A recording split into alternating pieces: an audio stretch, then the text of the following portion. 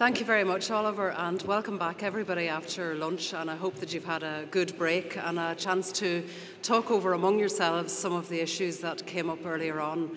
And I have talked to some of the people who were facilitating during the sessions this morning, so they have fed back to me some of the questions which were raised, so we hope to be able to deal with some of those. This panel is looking at the international experience. We have a very distinguished panel of experts here who have spent time looking at how other countries have dealt with the sort of issues that we're currently struggling with here in Ireland and Northern Ireland and indeed the UK. So I'll just introduce the panel first, and then I'll tell you a bit about how we're going to organise this.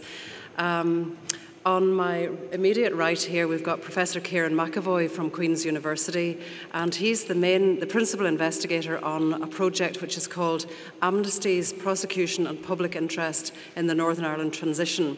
And that's a project which is funded by the very prestigious Arts and Humanities Research Council. And he's currently a senior fellow in the Institute for the Study of Conflict Transformation and Social Justice. And he's a professor of law and transitional justice in the School of Law here at Queen's. And then beside Kieran on the right here is Dr. Natasa Mavronicola. And Natasa is from Cyprus, so she will actually directly be able to bring us the experience of how her country has dealt with some of these very troubling issues.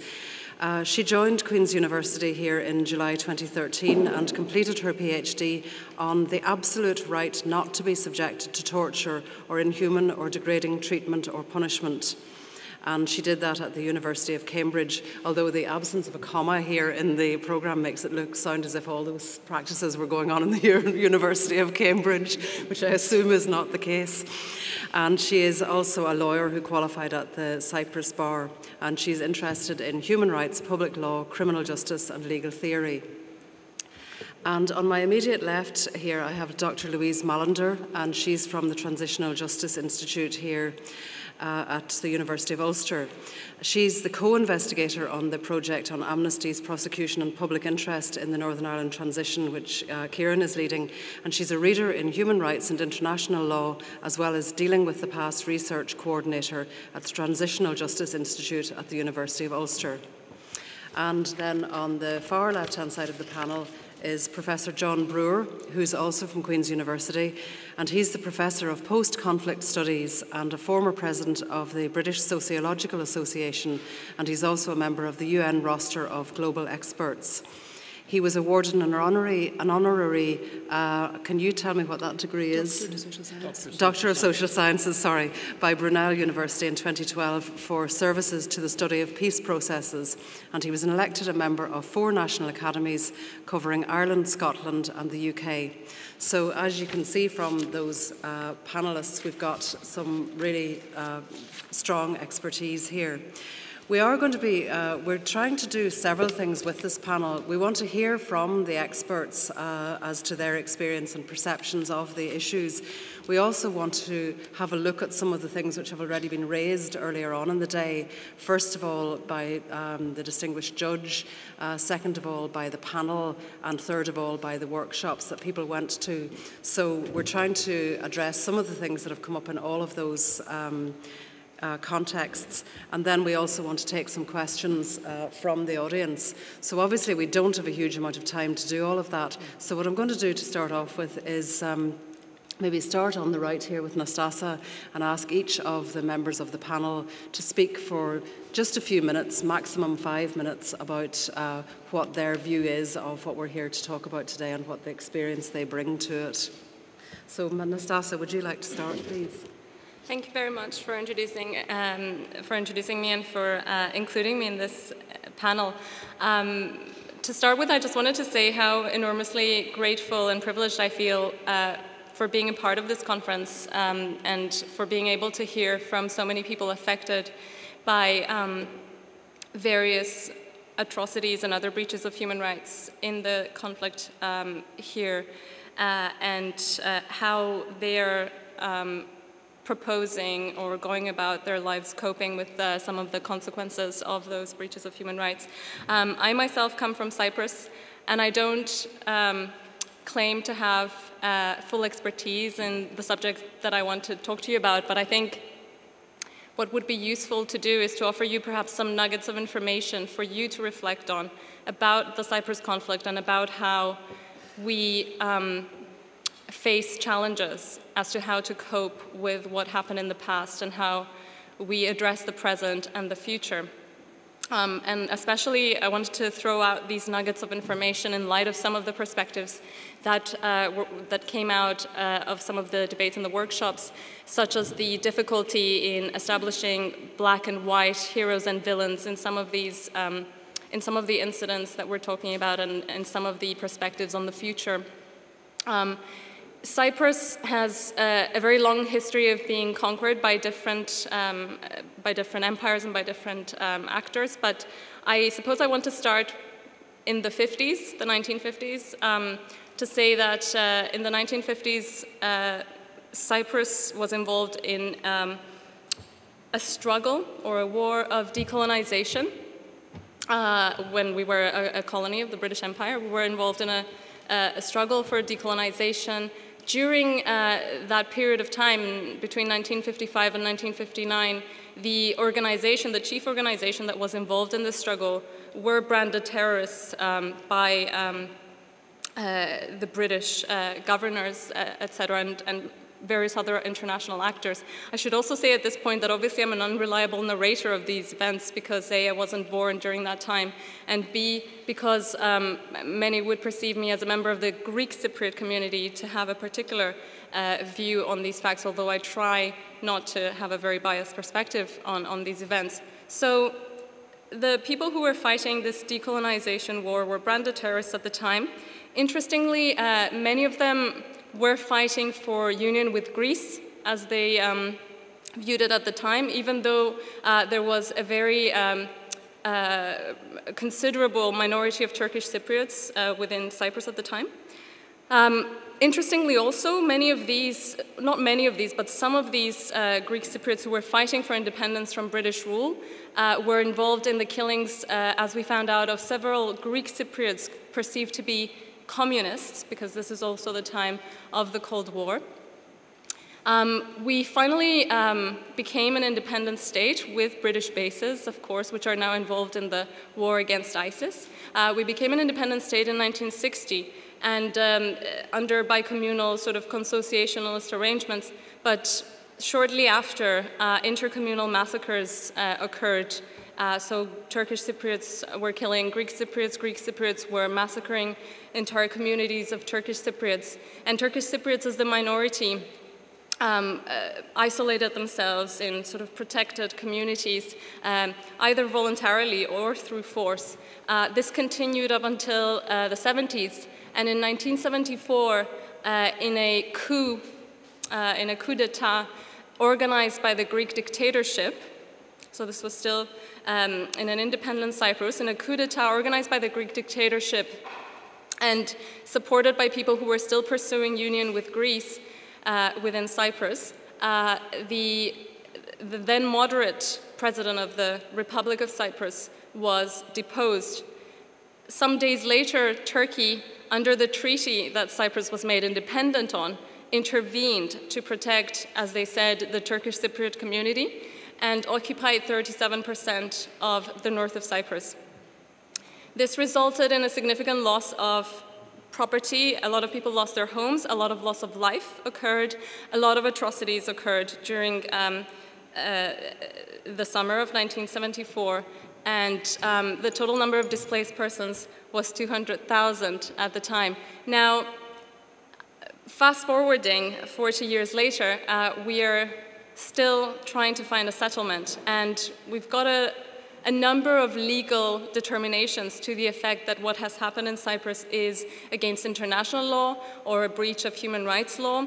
Chiefly, these findings are in relation to Turkey vis-a-vis the Greek Cypriots, but my concern is how far that takes us in securing a settlement that achieves peace and coexistence between our communities. So I'll leave it there. Thanks very much, Natasa. That was a very difficult thing to do in a few minutes, but I think that's a very good outline. Kieran, just turning to you, I mean, I know that not only have you been studying Kieran, just turning to you, I know that in your work you've not just been studying the international situation, you've also made some field trips to some other countries to look at the work. So maybe you can tell us a little bit about what you've learned that you think is of benefit to us here. Sure. Thanks, Susan.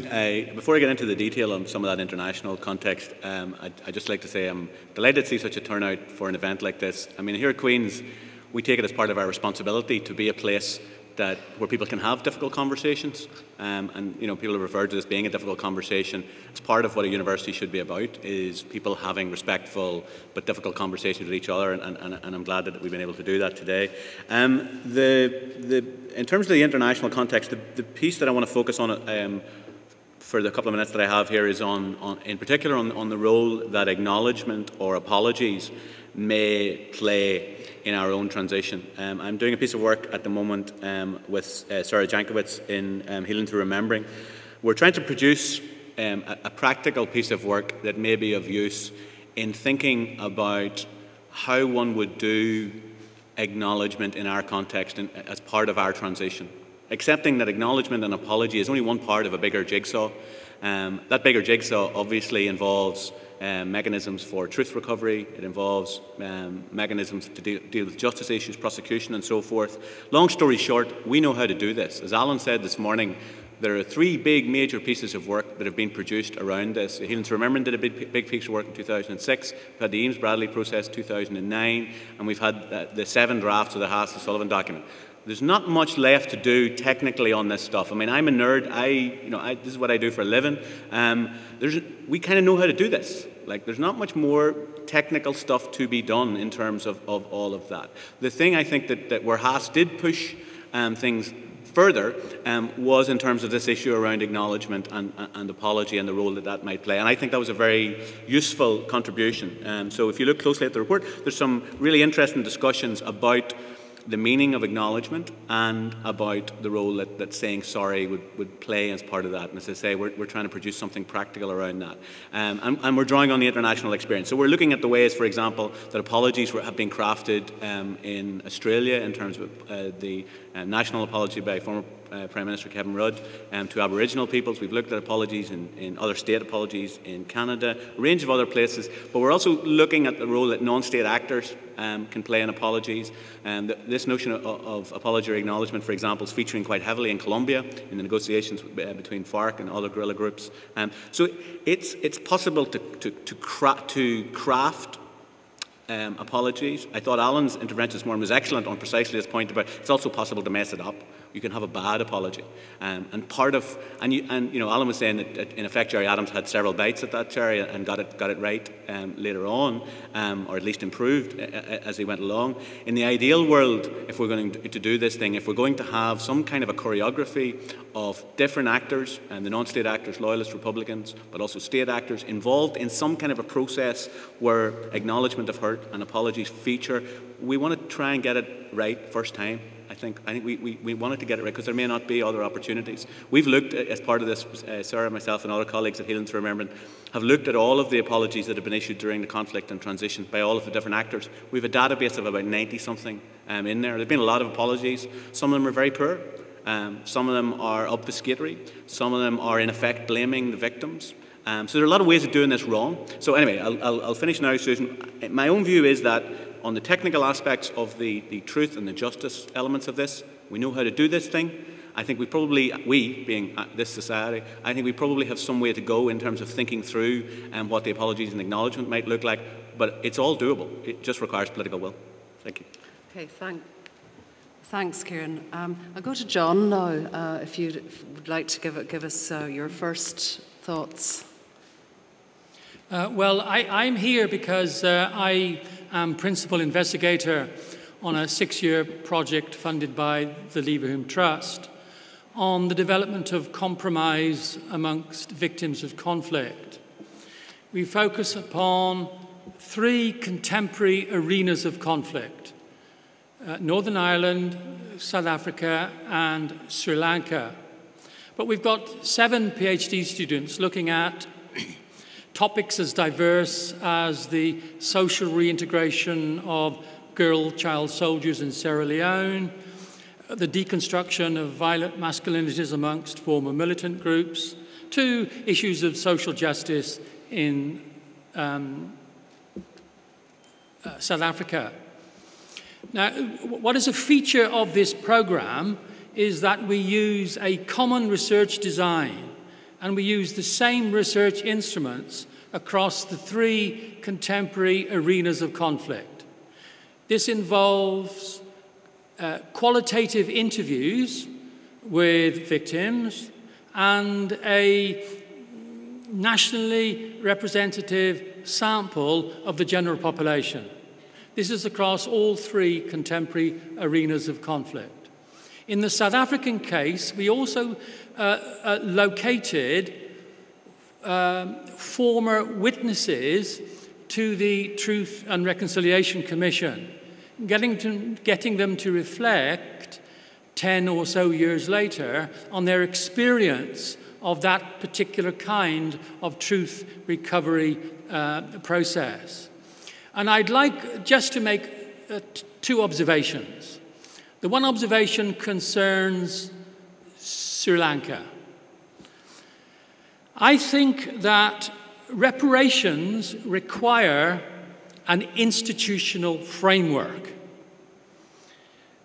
This, as we learned this morning, involves a respect for international case law and for international humanitarian law. But it also involves respect for the moral rights of victims, and I think this institutional framework also involves the political will amongst politicians to rise above the problems that dealing with the past involves. Now, it's fair to say that in Sri Lanka, this institutional framework is absent. Sri Lanka is a victor's peace. And in Sri Lanka, Tamils in the Tamil region of northeast of the island are not even allowed the right to memorialize. I was in the Tamil areas of Sri Lanka last in February 2012. There are no memorializations. For me, it reinforces the need to see reparations as involving memorialization. Another observation, if I may, from South Africa. I think it's also important to link reparation with truth and with justice. In South Africa's case, it was very clear that even though black South Africans have experienced new human rights protections, you talk to those who were witnesses at the Truth and Reconciliation Commission, and they will tell you that they have received no justice whatsoever. Unpack that, and what it means is that unless there is socio-economic redistribution, along with justice, truth, and reparation, the experience of justice is inadequate. So where societies retain high levels of economic inequality, despite the peace process, socio-economic redistribution issues will always muddy the issues around reparations, justice, and truth. Thank you very much.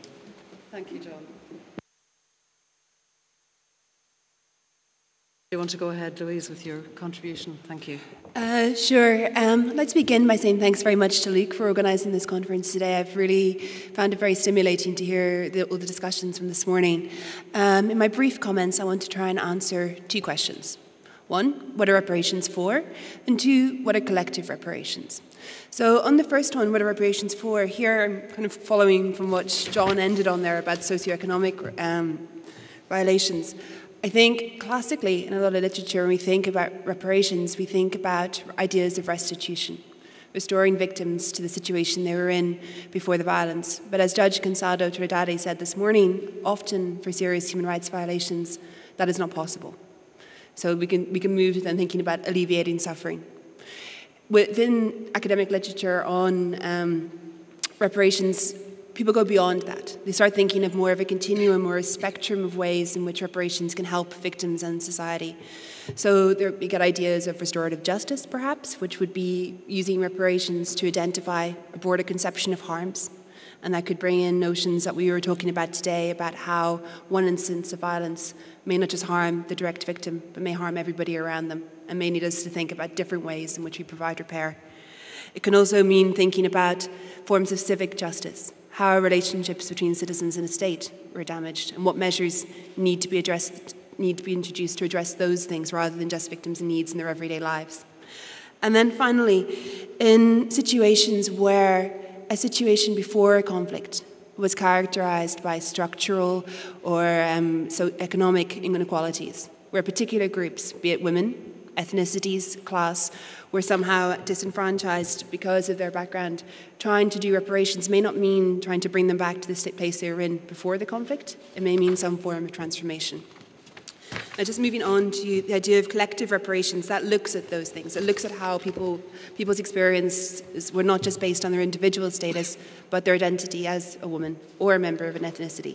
And it takes into account how violence within a conflict is experienced differently within a region. How the experiences in rural parts of Northern Ireland, for example, could be different from in urban areas, and tries to say that perhaps reparations programs should be tailored in a way to meet those collective needs of those communities. I was quite surprised when I was thinking about the conference today that I tried looking through the literature to find an example or a list of examples of what collective reparations look like around the world, and I couldn't find one. So I kind of pulled together bits and pieces of examples from things I found. I'm not saying these have any relevance to Northern Ireland, but I'm just going to give you a list of examples by way of illustration of the range of ways reparations can work, to say this is a very broad, diverse mechanism that can be adopted to suit the needs of individuals and communities. So collective reparations can be used to rebuild infrastructure and rebuild homes where they've been destroyed. They can be used to try and restore identity and trust, to help locate people who are missing or help rebuild institutions that people no longer have faith in. They can be used to clean up land destroyed by the work of different companies, or to provide information on health and environmental risks, where wars has caused those problems. It can be used to engage in maintenance and improvements to buildings such as chapels that are used to pay homage to victims. That was something that happened in a site in Guatemala where there had been a mass atrocity.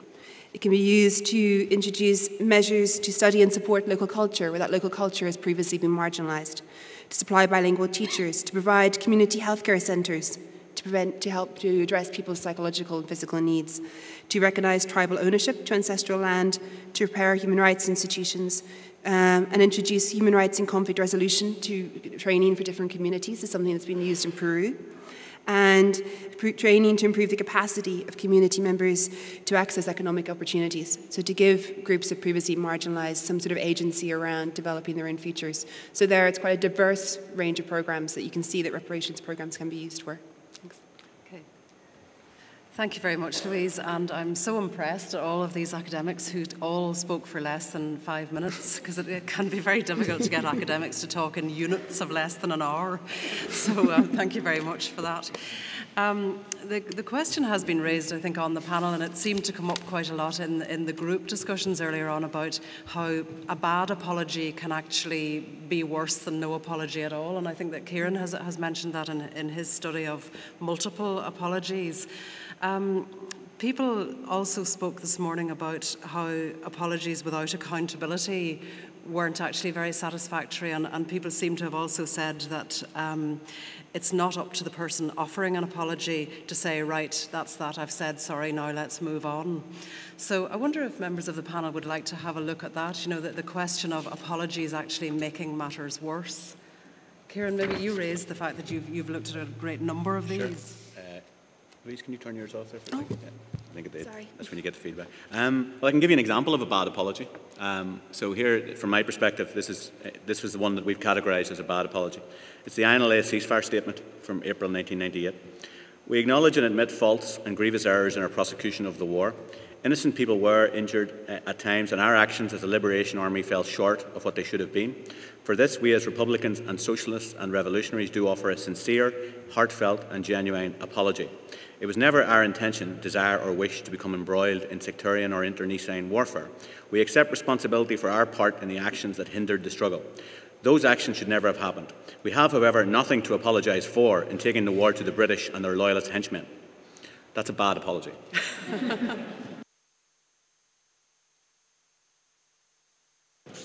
And how did people react to that bad apology? We're tracking we haven't finished that stuff.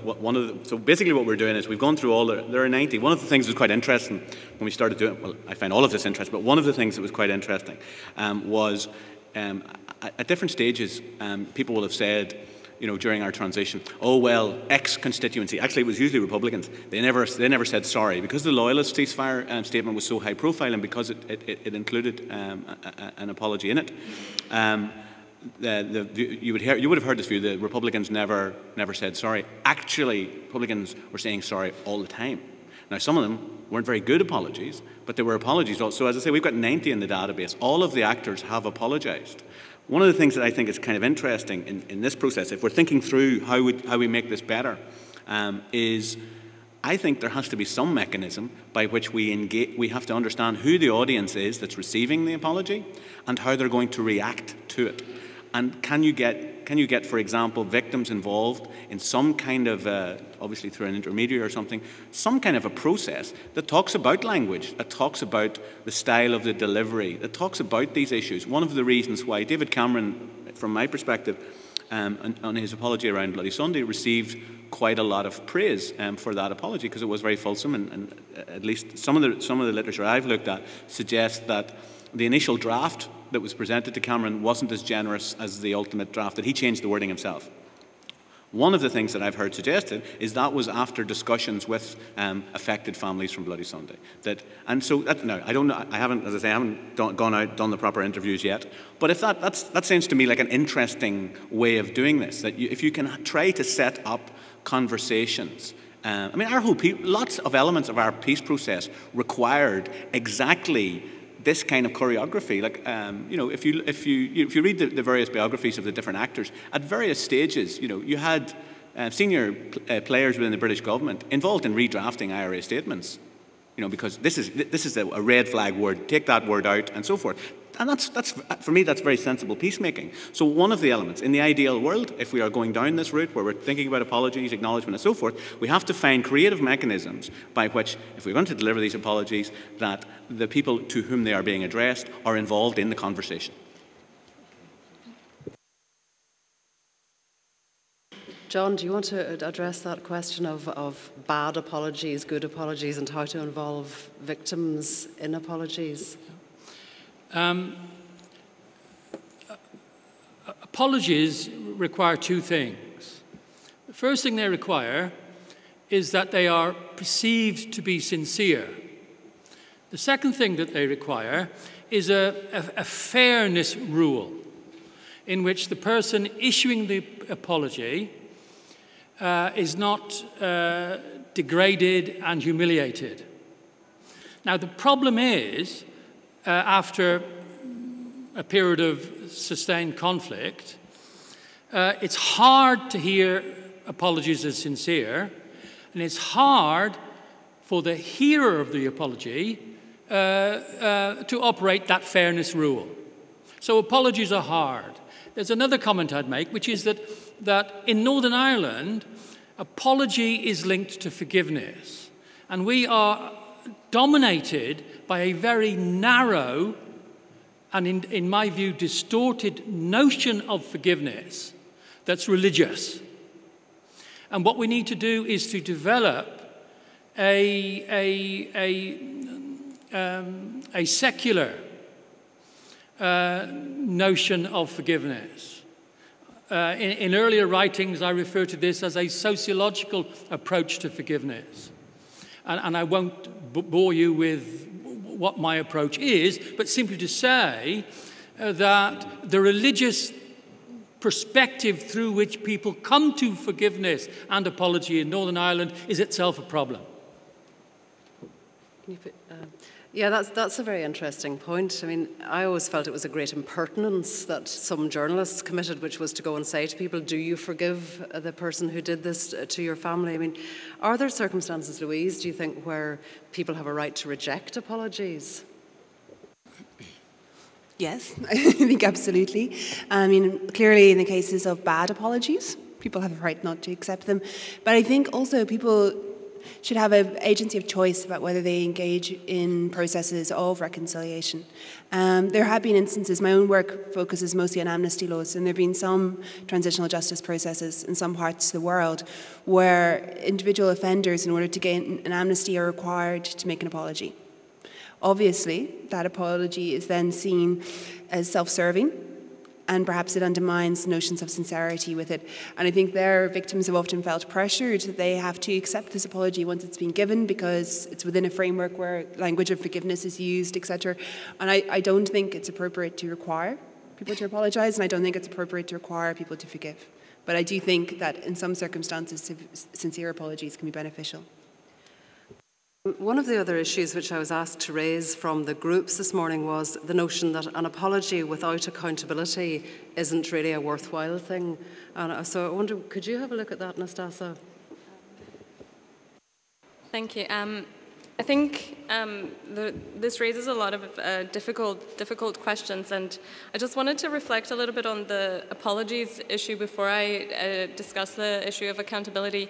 I suppose coming from Cyprus, we were just talking about the fact that the Cyprus conflict has not really been resolved, and one of the elements that reminds you of precisely what's still going on in relation to the north of the island, which is still sort of under what a lot would label Turkish occupation, is that when you look at a very prominent mountain on the north, which a lot of Greek Cypriots can look at, there is a big Turkish flag that's lit up at night there, and big letters that say, "Proud to be a Turk." And we were reflecting on how that's an impediment to a lot of reconciliatory moves, a lot of conceptions of apology and a will towards peace. But what it made me think about is how a lot of institutional actors, a lot of institutions are often unwilling, because of various vested interests, to actually provide sincere and genuine apologies and moves towards reconciliation. At least in Cyprus, that is the experience that I have, that a lot of people with vested interests in the division, in the conflict, a lot of the institutions that operate there are unwilling to provide genuine apologies. And perhaps the merits in pursuing interpersonal apologies and possible forgiveness as well, which is something that is pursued in Cyprus and which is gaining momentum in terms of grassroots push towards reconciliation and a settlement. So I was thinking about the limitations of the institutions versus the people and people talking about these issues. In relation to accountability, we often use the word accountability to mean different things, or a variety of different things. And when we talk about it in public law, we talk about different forms of accountability, like legal accountability, political accountability, accountability to the public, audit accountability. But I want to simply consider briefly the notion of legal accountability, which has come up a couple of times, I think, in the discussions, and certainly formed a prominent aspect of Judge Gonzalo Trinidad's talk. I'm not sure whether legal accountability can take us to the full length of overcoming and remedying the wrongs that were inflicted. And part of the reason why I feel this way is because there have been several findings of legal responsibility in relation to Cyprus that have been used as premises for saying this is a continued breach of our human rights, we will not budge, and not moving the peace process forward. One recent finding of the European Court of Human Rights is to the effect that what has happened to Greek Cypriots since 1974 is a continued breach of, among other things, the right to property. But since that has been going on for 40 years, I have friends that have grown up in the homes of Greek Cypriots who lost their homes. And I wonder whether it's realistic or morally defensible for a court of human rights, which wants to pursue legal accountability, to simply say, everybody get out of the Greek Cypriot people's homes and resolve this through legal accountability mechanisms. So that's just my food for thought on that. Thanks, Natasa. Kieran, you wanted to come in on this as well? Yeah, 2 points, I think. Firstly, in relation to your earlier question to Louise, I think, and I agree with Louise, I think that part of our conversation this morning was accepting and acknowledging the plurality of voices amongst victims, amongst all sectors in our society, but particularly amongst our victim community. And in accepting and acknowledging that the plurality of voices, I think we also have to acknowledge the plurality of possible receptions to apologies. Some people are going to say, I don't care. I would find if that Shar that hurt me and my family, if they apologised, I would spit in their face. That is absolutely their right to do that. That is absolute. No one can force any victim into accepting an apology or reconciliation or forgiveness. I would say, however, that in accepting that and acknowledging that right, if that's not the only view in a victim sector, then the rest of people who have a different perspective also, people who are, for example, open and receptive to apologies. Alan this morning talking, for example, about that it had made a difference to him. That's his choice and he has to be respected and allowed to make that choice. So the first one is about acknowledging the plurality of receptions of apologies as a given. The second one, in terms of your question, Susan, about the relationship between accountability and apologies. And Natasa is right to make the point that accountability, we often just think about accountability as meaning punishment, as meaning jail time. But accountability is a more complex idea than that. But if we focus just on the issue of prosecutions as accountability, I think one of the issues that we all have to take very seriously is the management of victim expectations around prosecutions. The reality is that there are not going to be huge amounts of successful prosecutions for conflict-related events. It's not going to happen. It's not legally possible. It just isn't legally possible. And I think senior lawyers keep saying that. The Attorney General, as people know, said it last year. The Director of Public Prosecutions has said it repeatedly, but it's worth repeating in terms of people's expectations. The legal difficulties in terms of securing prosecutions for conflict-related events means it is not. There are not going to be mass prosecutions. So we may get a dozen successful prosecutions. Best case scenario, I just made that figure up. Say we get a dozen successful conflict-related prosecutions. The reality is that if those prosecutions are successful for pre-1998 offences, people are only going to serve 2 years, right? So that means if we're talking about moving down this road about thinking about acknowledgement and apology, in effect, we are bound to have apologies in a context where there has not been, in that retributive sense, legal accountability. That's just a fact of life. Okay, there's another issue which came up, and I think the judge raised it, and I think Andre raised it also in her presentation this morning, which is that the difficulties that victims have in accessing justice or the truth or whatever needs for services they have can be a further form of traumatisation, and that people are actually being, and I think the judge actually spoke about this, that it's an active way of denigrating and harming people if you make it extremely difficult for them to get what they need from our current system in terms of how they have been victimised. Is that something that has been addressed in an international way that any of you would like to speak about? Louise, you want to do it? I can do it. I think one thing that's been challenging in a lot of situations is where reparations programs are set up, they often have different programs for different categories of victims. And so in situations like Argentina, they introduced one law that just dealt with disappearances. And so other victims then had to keep fighting and to say, like, we also should have a program for us. And so I think with something to take account, it's the scope of a law at the outset to see which victims should be entitled to be included in this. Yeah, sure. I mean, I think this issue relates back to the notion of managing expectations as well. Louise and I have done several research trips to South Africa and other places looking at truth recovery processes. And as John hinted at earlier, the South African truth and reconciliation process was far from perfect. So one of the frustrations, as John said, is about reparations and that.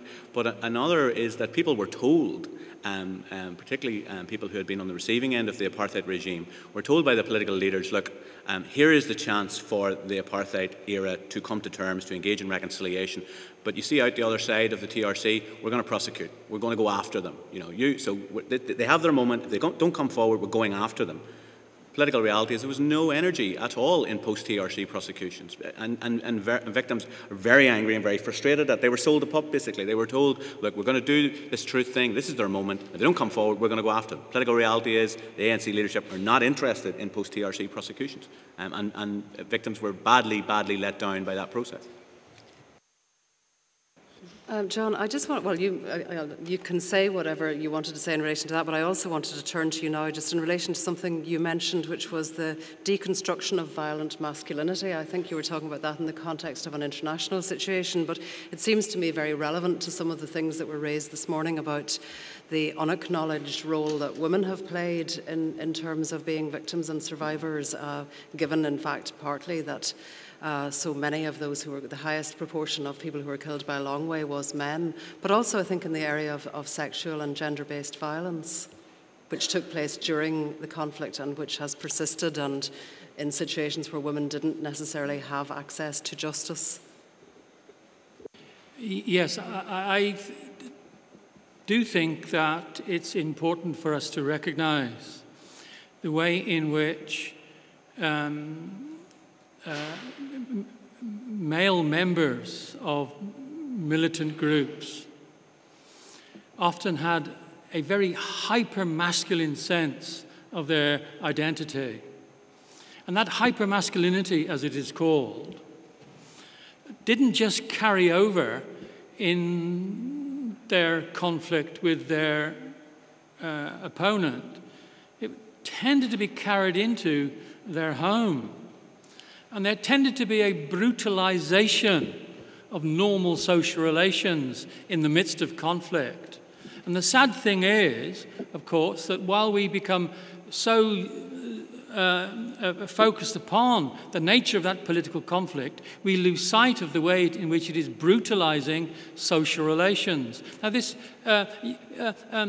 you could not get a better example of that than South Africa, where policing in the apartheid days tended to involve the policing of borders between white and non-white areas, and in the non-white areas, the murder rate, the rate of domestic violence, was enormously high, and the old South African police just completely ignored it. They were interested only in policing race relations. Now, in a post-conflict setting, we face the problem of deconstructing violent notions of masculinity. And there's been some very, very interesting work done on youth gangs in the US that often have a strong ethnic component to them. And the way in which role models are needed for gang members and ex-gang members to show that you don't need to be violent in order to be masculine. Now, there is very little of that work done in Northern Ireland. Although, strangely enough, next Wednesday afternoon at Queen's, there's going to be another event on masculine identities and post-conflict. That's Thanks. So if anybody is interested in that event, maybe John could provide the details of it later on if you want to ask him about it. I want to bring in the audience, but maybe just before doing that, while you're thinking of what your questions will be, I just want to ask, reference was made earlier on to the fact that people go from Northern Ireland all over the world talking about how great our peace process was and everything. Do members of the panel think that we have anything to offer internationally in terms of how we've dealt with these issues of reparations and acknowledgements and apologies? Natasa, will you start maybe? Thanks. I'm still in the process of sort of learning and thinking about the processes that are used here to alleviate suffering, to remedy and heal the past, the present, and the future. And I think a lot of the insights that I'm gathering today are going to be incredibly useful. Some additional barriers that I want to just put forward, perhaps for you to think about, that we face in Cyprus is also a language barrier, which is really very much a source for division, just de facto, as a matter of fact, between us, that we're kind of also trying to cope with. But what I'm gathering is that I think from me, the reflection that I've gathered from a lot of people working on the issue is that while I'm a human rights researcher, etc., and very much a human rights lawyer, I suppose, in that sense, I think that human rights are fundamental in securing some minimum protection for the dignity of all who are affected. But I think we must also be very politically attuned to what is going on. We must act to both secure our needs and to act on the redistributive politics of the people who hold the resources that affect us. And I think that's becoming increasingly important in view of the 2015 election manifestos as well. Hey, Kieran, what's your view? When you've been on your travels, have you been able to say, oh, we did this brilliantly in Northern Ireland? No, well, actually, I tell you, so I think Louise and I have been in about 6 or 7 countries this year doing another project, a comparative project. It does you good sometimes to get your head out of here. I can definitely say that. I think when you're just frustrated, you're listening to the radio and you're shouting at the telly and all that's right. A week in somewhere else, which is more messed up, actually is quite good for you. Get a sense of perspective. So that's one thing. So travel does broaden the mind. And in fairness, it also, I think what it does for me is I'm very proud of our peace process, actually. I mean, I think it's an amazing achievement, 30-year war. And when I'm away from here, I remember that. I remember what an amazing achievement it is. And I mean, this is not a very popular thing to say. One of the things that got us to where we're at now, I know we've sort of run out of steam a bit and we need to kind of gird ourselves up again, but it's political leadership. Basically, political leadership is what has got us to where we're at. We're in a bit of a cul-de-sac. But if you take the long view and you look at where we were, 1992, 93, and where we've come now, every once in a while we just need to gird ourselves up, get political leadership, and go again, basically. I'm a Liverpool fan, remember, like that. So Stephen Gerrard. Okay, no. Stop you there. Go again, basically. We go again, Actually, we didn't win the league, but that's what Gerrard said to the team. Go again. Louise, without getting into football, what do you think? Have you brought anything, been able to bring something from here to international groups that you've met? Yes, I think whenever we were travelling, there does seem to be an appetite among people working in other countries to learn more about Northern Ireland. It's not just about us going over there and telling them what we're doing right. People want to know and they want to compare their situation to what's happening here. And I was quite struck in Tunisia in June that every interview started with, how do you think we're doing? A few years after the revolution, are we on track compared to where you are? So people do want to learn about what's happening. I think Northern Ireland is an interesting place to learn about. We've taken quite a lot of innovative approaches. If you look at, internationally, people talk about a transitional justice toolkit, and it should be this, and it should be this, and it should be this. In Northern Ireland, you've taken quite a different approach. We've got a lot of different truth recovery mechanisms, and okay, they have some problems, but looking at the strengths and limitations of those processes is valuable. All those experiences do tell us something that can feed into what other societies do. In terms of reparations, I think one of the things we've probably done best focuses on satisfaction and guarantees of non-repetition. And I think Luke alluded to this morning. There was a lot of emphasis in the Good Friday Agreement in trying to make sure the conflict didn't come back, that we set up a society in which human rights are respected, in which there is accountability for a lot more mechanisms. And I think that is something that's been very positive about our reparations experience. Thanks, Louise. John?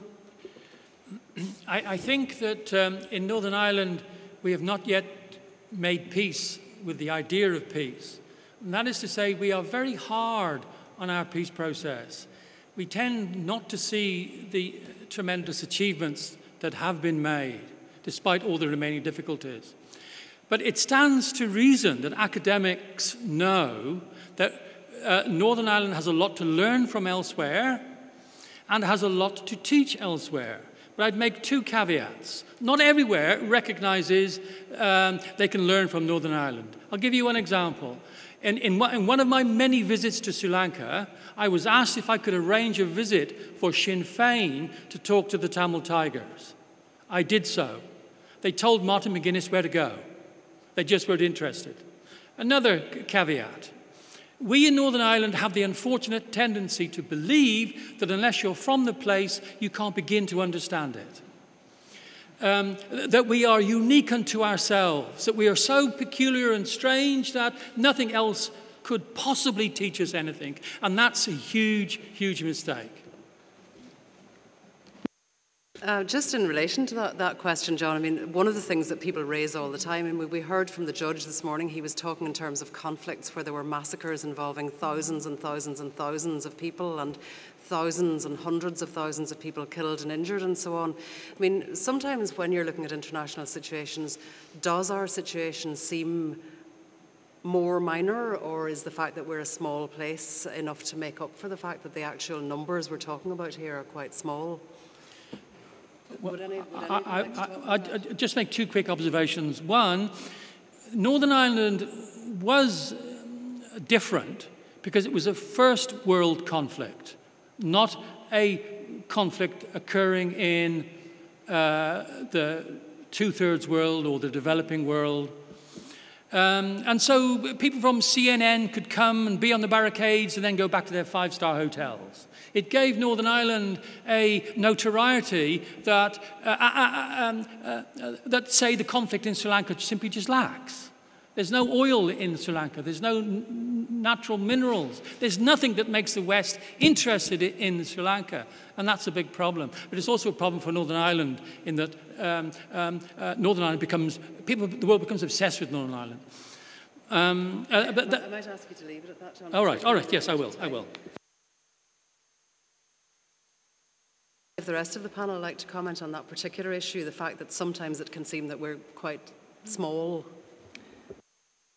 I guess one point that I'm always struck by is, yes, when I was in Colombia 2 weeks ago, and so there I began my presentation by giving some conflict statistics saying we had over 3,000 deaths during our 30 years of war. And there, where there's tens and thousands of deaths and massive massacres, those figures can seem small, but then you put them into context and you refer to the 2010 survey by the Commission for Victims and Survivors, and you say that 1/3 of the population of Northern Ireland self-identifies as a victim. Then I think that brings it home about the scale of the conflict in the small place. Okay, I might just bring in the audience now if people would like to ask questions. I probably won't be able to bring in all of the questioners, so please forgive me in advance if you don't get to give your question. But would anybody like to ask any of the panel anything or contribute to the discussion? I presume we have mics to go around. We do, there's a mic. We had a question from Claire Hackett that we brought up to you as well. Yes, Jeff here. Sorry, Jeff Dudgeon's name's. Don't want to hog the issue, but nobody else put their hand up.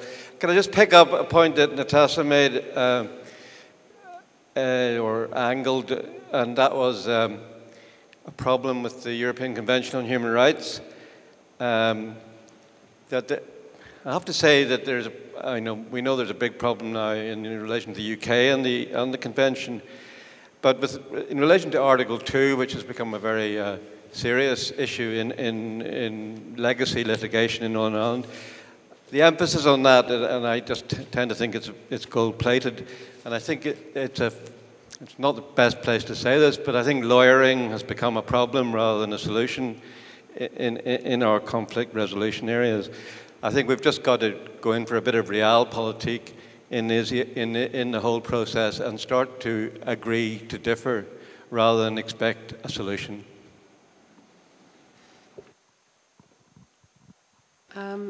Would anybody on the panel like to address that? Maybe Natasa, because you're... Thank you for that a question or comment in relation to the right to life under Article 2 of the ECHR and its potential to cause more trouble than benefit or good. I think it's in all our interests to engage in a constructive dialogue with the European Court of Human Rights and with anybody else who is in a position to apply and enforce our human rights about the positive obligations that secure respect for such fundamental rights as the right to life, and how perhaps certain instruments that are considered to be quintessential to enforcing our human rights, such as, let's say, the pursuit of criminal prosecutions, might not necessarily be the appropriate or effective tool to secure the sort of accountability, the sort of deterrence, and the sort of healing and moving forward that we need in relation to such atrocities. So I think it is in our interest to engage with the law about perhaps some of the blunt tools that it seems to offer.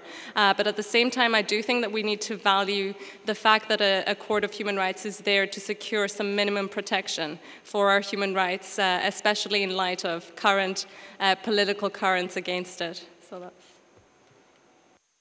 Thanks, Natasa. Any other questions? Could people put their hands up just to... Okay. Thank you. Can I start off? Can I start off by saying, because I've continually been accused of this, I don't speak for all victims. I've never claimed to speak for all victims. Speak up, Willie. Can't hear you. Can you hear me? You hear me now? I just want to clear a few things up. One thing up. I don't claim to speak for all victims. There seems to be a tendency every time I open my mouth that I represent all victims or claim to. I don't. But I am a victim myself, and I speak for quite a number of victims involved with us. On an apology, you're missing the whole point. The majority of people that are involved with us don't really care if you apologise or not. They do care if you try to justify your action. It's not the apology, it's the justification of the action. That in lies the problem. And just the human rights issue is completely alien to the Protestant community. There is a sector out there of human rights that doesn't want to know about the Protestant community, where I come from anyway. Just this morning when I was in the inquest to do with the King's Mills massacre, one of the worst atrocities in the history of this country, not because there wasn't other ones where more were killed, but the brutality of what took place. There's never been a human rights activist come anywhere near us. In the 12 years it has taken us to get that to court, there has not been one human rights activist has come to that court. And whenever I come out of that meeting, we done an interview, and then I was asked, what is your opinion, Willie, about the Irish government becoming involved in the political process? In that inquest, the Irish government and the guards refused to actually give across information in relation to that atrocity. People, we need to waken up to the reality of the situation in this country. Not the myths and the babies, and we can maybe happily get on together. Let's start dealing with the facts. And there's too many educated people up there for me to start having a debate with. But the problem is you need to listen to the layman. If you just give the panel maybe a chance to respond, because you've raised quite a few different questions there. So would anybody on the panel like to... Take 2 or 3 at once, yeah. Take 2 or 3. Well, maybe we'll just deal with that one first, and then we'll move on to the next questioner. So would anybody like to say anything in relation to any of those points? I think Willie does make a couple of important points there. On the apology that I read out there, Willie, from the INLA is a good example of a bad apology, because in effect what they did was justify their actions as under the umbrella of saying sorry, and that's not an effective apology. That's not the way forward. So I agree basically with that. If you're going to do this thing, if you are going to engage in a process where you acknowledge hurt and you apologise for that hurt caused, you can't then have a full stop and then go on to say, but what we did was justified. You can't do that. That's not going to work. You know? So there's one there. Okay. Yeah. Okay, I have the microphone. Thank you. So it's just to bring back one of the things that had been said earlier as the tendency to hierarchize suffering and to kind of take numbers of deaths as an indication of the gross violation, and that kind of definitions and how we kind of compare conflicts and towards history.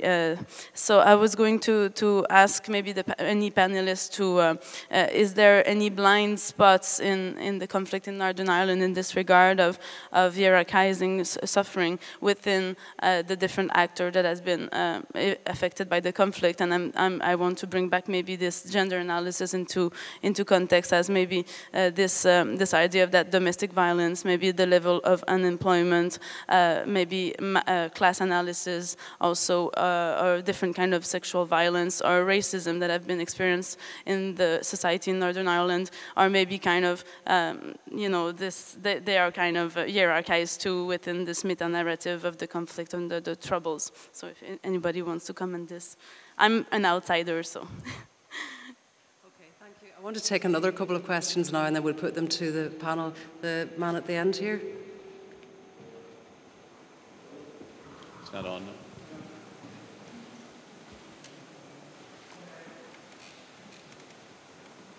Hello? Yes. Yeah. I would just like to ask the panel, going on from what Alec was talking about this morning on financial reparations and things like that, to do with maybe a pension or some sort of provision for people who were injured during the Troubles here. Would the panel have any... The speakers are actually pointing at... Okay. Yeah, maybe, actually, would you mind starting again, because we didn't hear your question at all, really. Okay, I was just talking about what Alex was talking about this morning, to do with reparations and some sort of provision for people who were injured during the Troubles here, and what would be the international sort of experiences of some sort of provision for people injured, and would governments be sort of tied to the sort of common Article 3 of the Geneva Convention and the making sure that people get looked after? I'm really sorry, we actually can't hear. Maybe someone could come up and tell us what the gentleman is saying, because I think, as Kieran said, it's to do with the way the speakers are projected.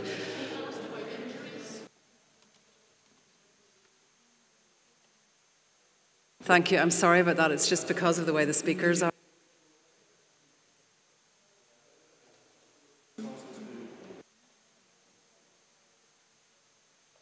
Okay, sorry about that. Is there one more question, and then I'll ask the panel to look at Mark? Thanks, Susan. It's just obviously understanding that apologies are just one small, and I know, Kieran, you underlined that, so not to get it out of proportion too, because a lot of families will have mixed views about it, as you're absolutely right. The one centrality in terms of all of this issue for families is need, and it's about, we're working with a huge amount of families, and we're not on our own. It's replicated across kind of people that have been bereaved and injured, urban, rural, across the country.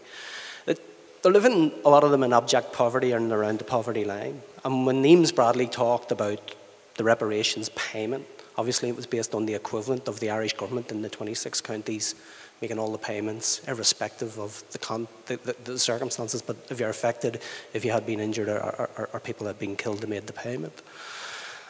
And Eames Bradley heard that from across the board, is why they put the recommendation in.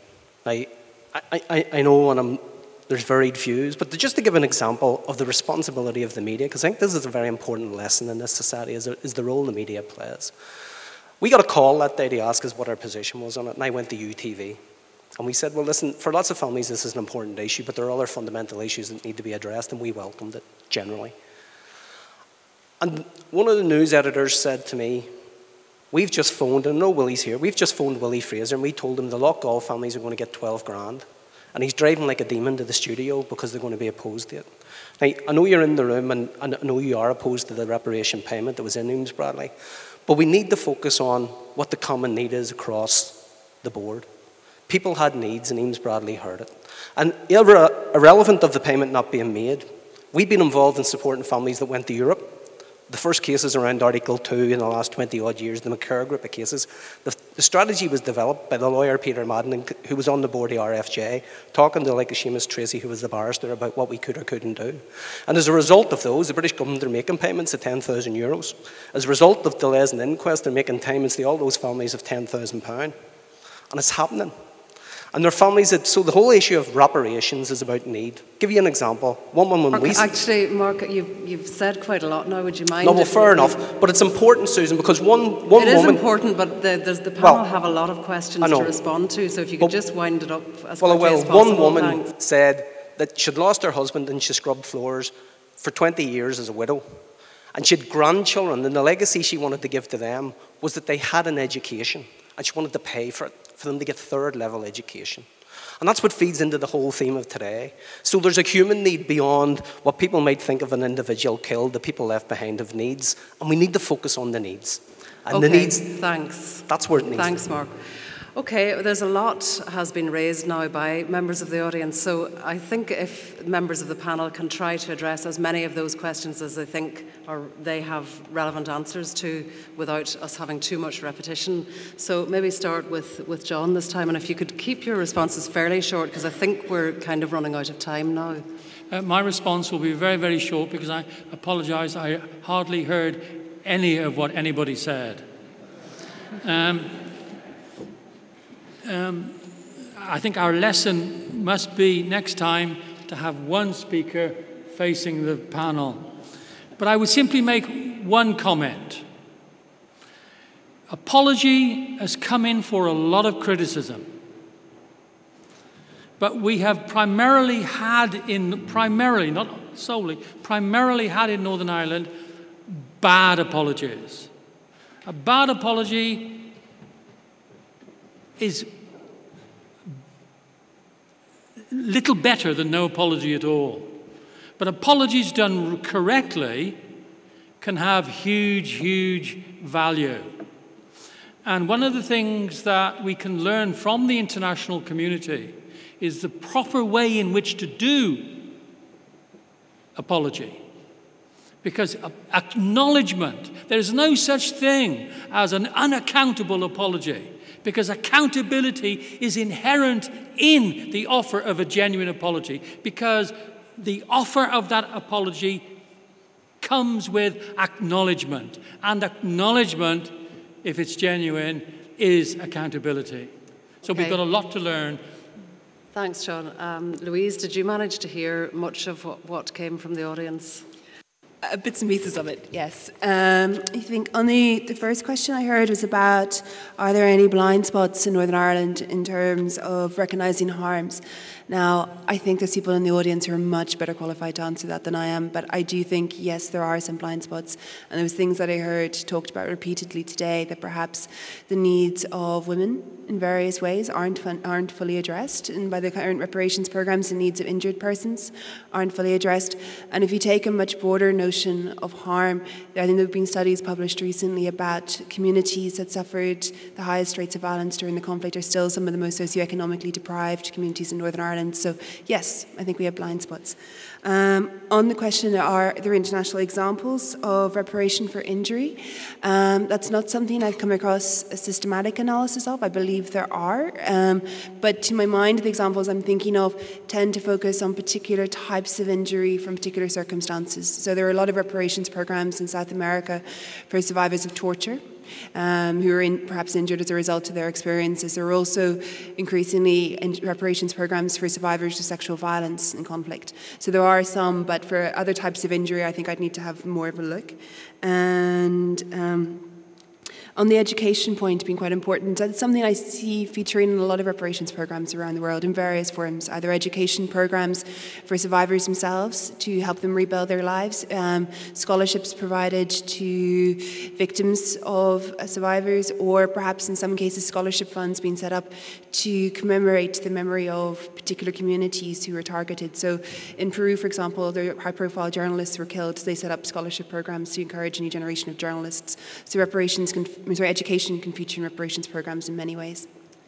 Okay, thanks, Louise.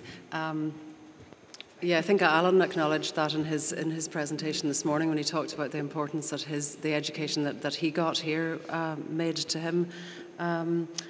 Kieran and Natasa, if I just ask you two to finish up now, because we are finished our time now. Thanks, Susan. Three very quick points. One is going back to the question raised by Jeff earlier about lawyers, and I'd be the first person to say that lawyers in particular are in need of a bit of humility, not just here, internationally. The project that Louise and I are doing is exactly that, looking at how we lawyers get a bit more humble about what we do, you know. So I agree with that, but the reason that our dealing with the past process is so lawyer heavy and litigation heavy, Jeff, is because there's no other options. Basically, in the absence of an overarching mechanism, families are going to litigate. You know, families are going to go to court. They are going to use the coroner's inquest system because that's all they've got, and they're going to go to their lawyers. You know, so it's a product. The heavy legal emphasis on our dealing with the past is a product of the fact that we don't have an overarching mechanism. On Mark's point about starting point being need, I agree very strongly with that, Mark. I interviewed a couple of the members of the Ames Bradley Commission, and I said to them, why did you do that 12 grand thing? That sounded like it was very obvious politically what would happen. And the response to that was, because we saw the need, because the need was real. We were persuaded by people who came to us. So while it might have been, as it turned out, disastrous politics, that need hasn't gone away. And that need still needs to be addressed. The third issue for me, and it's again back to you, Mark, I thought that was a very interesting illustration you gave about the ways in which the media in particular play victims. And clearly they do. The media do play victims. It's a very easy, soft way of playing the game. But actually, victims have agency in this process as well. You know, victims can refuse to be played. You know, victims, at least in some instances, collude with being played by the media in these things. And you know, people have agency. They can refuse, or they can change formats, or you have agency in these processes. And I think people need to exercise that agency with the media. Okay, Natasa. Thank you. Just three very quick points. One on the hierarchizing suffering point, which I think is very important, and it's something that I was mentioning to Luke late last night, I think, in relation to Tory proposals now. When we talk about serious violations of human rights, interestingly, it seems that the Conservatives are now adopting this concept and saying that from now on, under the proposed British Bill of Rights, only serious breaches of human rights will be protected, essentially, given a remedy, whereas trivial breaches of human rights, according to the Conservatives, will not. And that's something for us to think about what the repercussions of our language might be. In terms of reparations for injury, and for example, under Article 3 of the European Convention on Human Rights in relation to inhuman and degrading treatment, for instance, it's very difficult to quantify something as horrendous as that happens and carries consequences for a very long time. And I think what is important for us from the perspective of human rights law is to see that as a minimum, as the floor and not the ceiling. And it's important for us to take that forward with our governments. And the final point, which relates, I think, to this, is with regards to need. And I found it interesting that education was brought up repeatedly. In light of the increasing costs of higher education, for example, I think what's important is for all of us to engage, rather in divisive politics, to engage in redistributive politics for everyone. So that's my thought. Okay, thank you very much. I'm sorry that we didn't have longer for this discussion, but we have already gone over even our bit of extra time, so my apologies to the next panel for that. Just to say that there is a closing session now, which is Professor Brandon Hamber and Professor Luke Moffat,